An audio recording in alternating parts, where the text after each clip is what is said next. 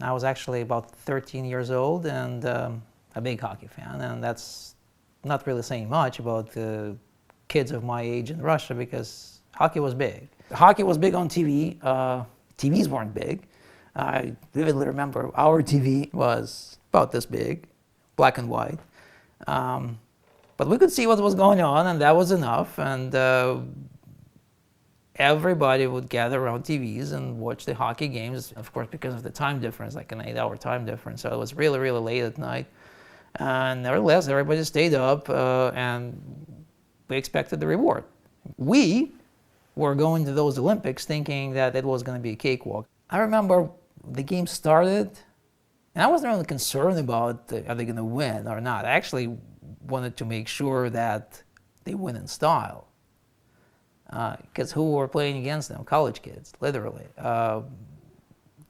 This was not supposed to be, a real contest.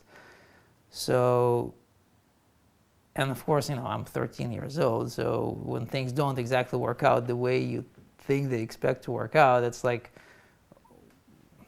you feel a bit unnerved.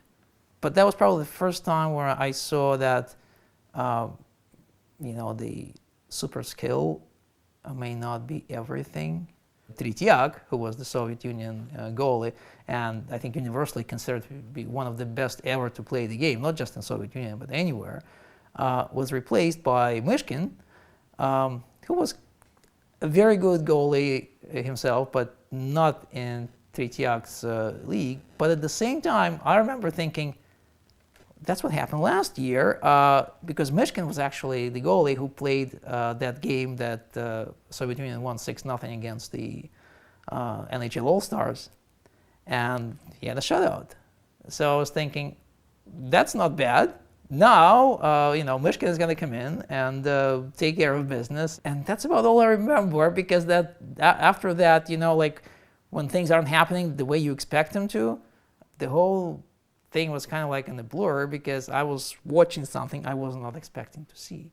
And then afterwards, I remember Monday morning, the boys would always gather and talk about, the games, whatever it was, a world championship or one of the series against the Canadians.